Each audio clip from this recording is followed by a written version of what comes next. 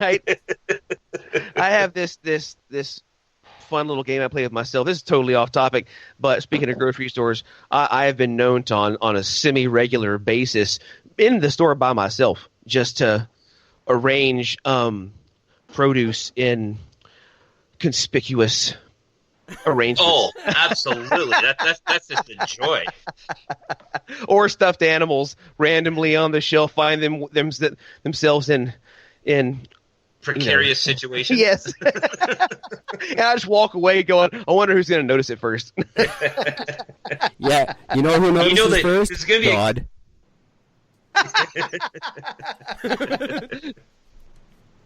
but you know who won't say anything?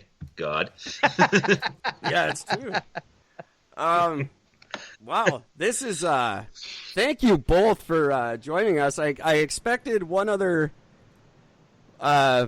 guest to join us, and I really wanted his perspective because he's a biblical scholar, but his focus is on Bibles that were written before the invention of the printing press. He studies Bibles from before the printing press, which I thought would be really neat to get into because those are the only ones I really care about. I think those are the most legitimate ones, if they are at all.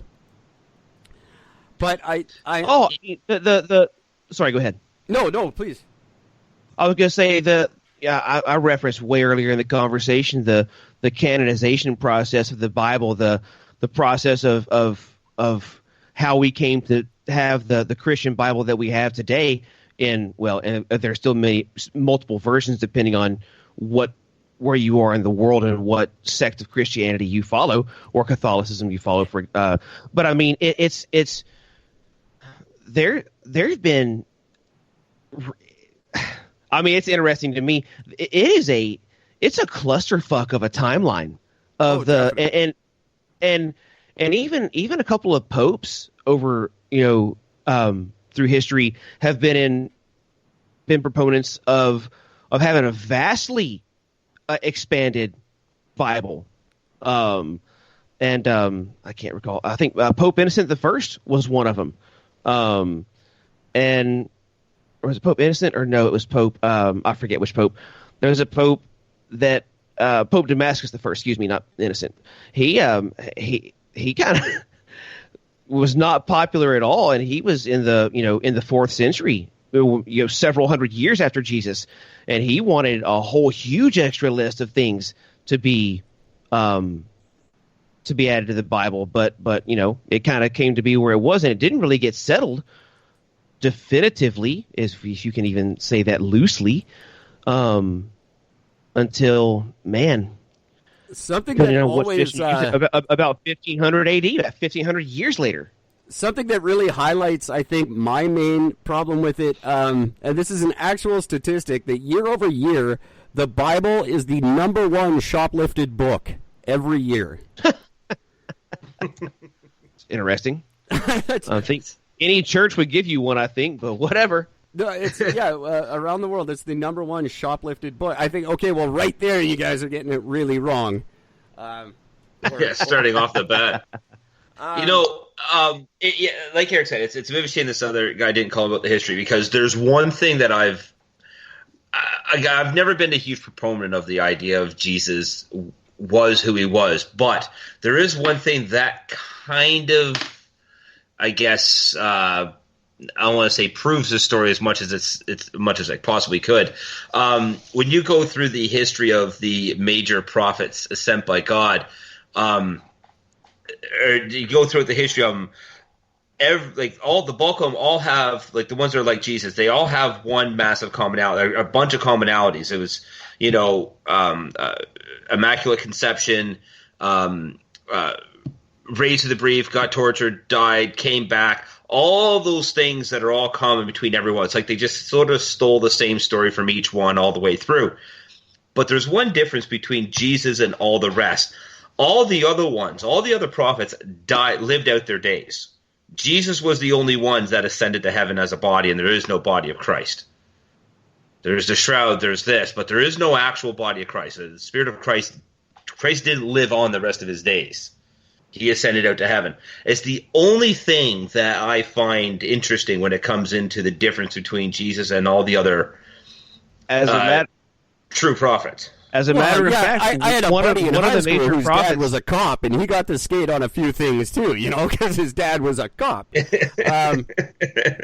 kind of got the same thing if you're Jesus. I'm sure you get to slide once in a while on a, if anyone can, you would think.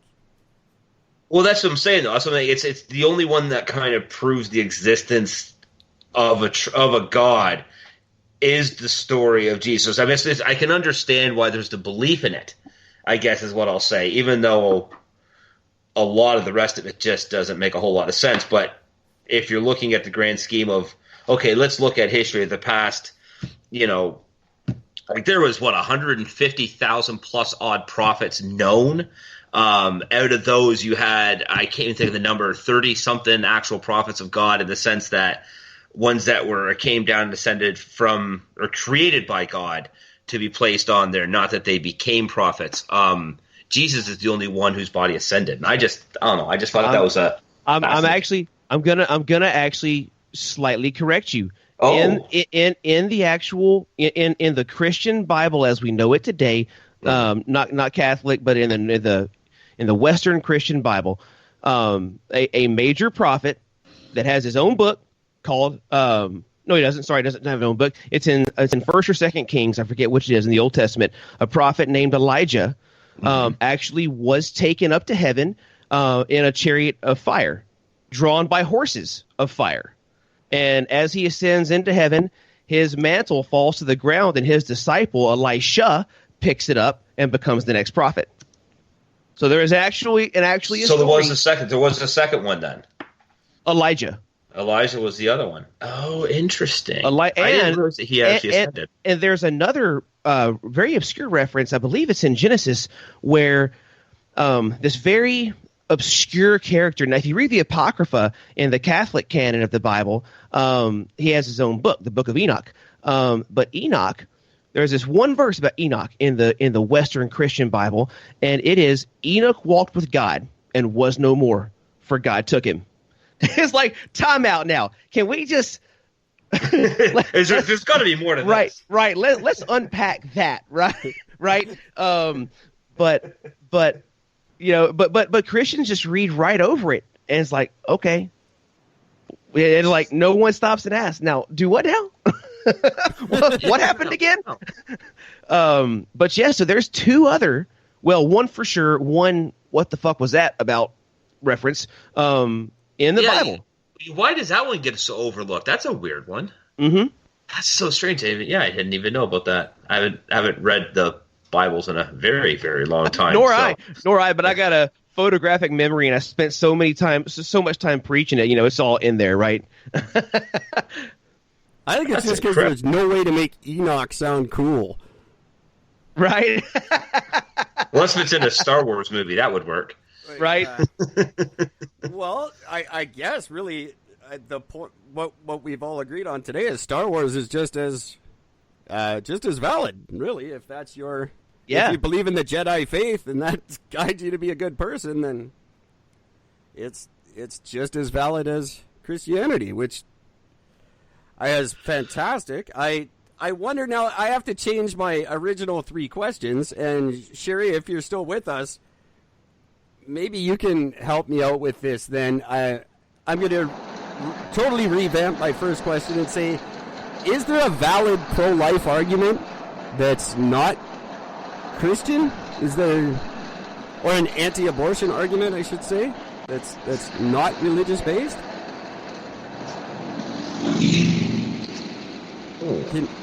Can anybody jump in? You're probably asking. Is there a valid pro-life argument that's not religious? Yeah, of course there is. Yep. Don't murder. That's the valid non-religious argument. But I don't see it as murder because I don't believe that an embryo is alive yet. That's semantics. Whether you believe it's an embryo or not, it's still the creation of life. And you're still killing something that is going to eventually turn into an actual birth of a human. So is eating. So is Well, he. yeah, of course, but I have no problems with it personally, so I don't care. I'll call it murder. No, I just don't give a appreciate you shit. trying to take a Nothing stance. to me. Because my whole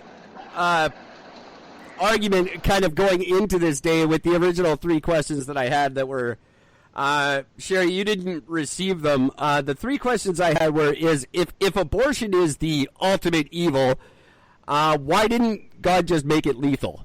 So that if you even considered abortion, you would die. There, problem solved. My other question, which really, in light of this conversation that has no real validity anymore, is why isn't "don't fuck kids" one of the commandments? You would think that should be. But I guess if we don't really subscribe to the man-made Bible, then that makes sense. I still think it should at least be implied somewhere in that book. I think anyone claiming to be a good Christian would make room for an 11th or get rid of one of them and put "don't fuck kids" there. And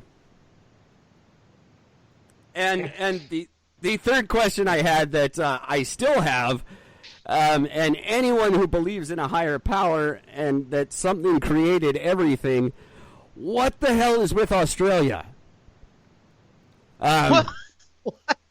Australia makes, if I can't conceive in my mind of a God who sat there one day and said, I'm going to make a tropical paradise. I'm going to surround it by deadly jellyfish and sharks. I'm going to fill it with assholes and marsupials. And every year, for no reason, I'm going to burn the whole thing down.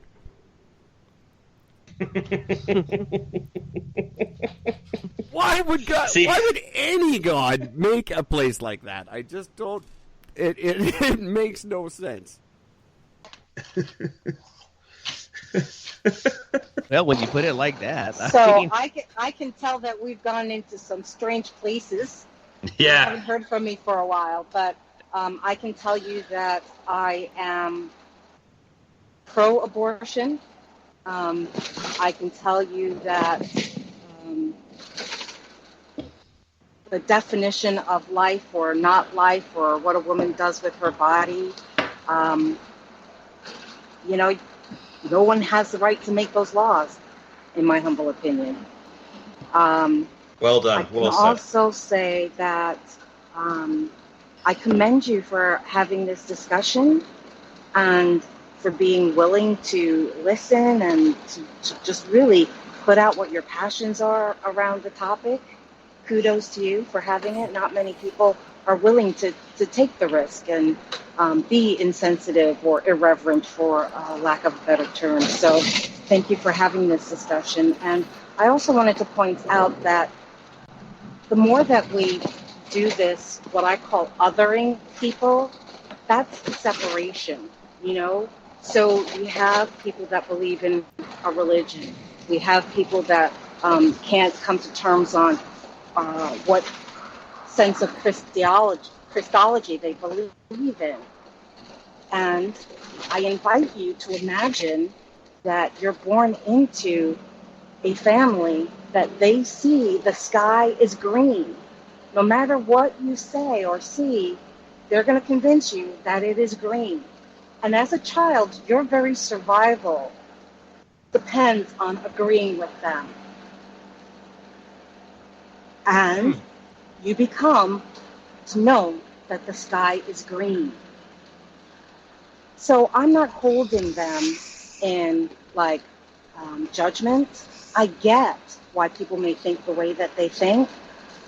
And what my invitation is that we have an opportunity to look at our belief systems, to really dig in deep and look at, is this what I really believe, or is this what mom taught me or what my grandmother thought? And then be willing to discern, what do I keep and what do I let go of that no longer serves me? So I think that's our responsibility as divine human beings in this world in which we're trying to create anew, is that we really have to look at what belief systems, also known as BS, we've brought into that really isn't ours and isn't truth. So that's kind of where I land as in ministry is just really encouraging people to, in a non-judgmental, non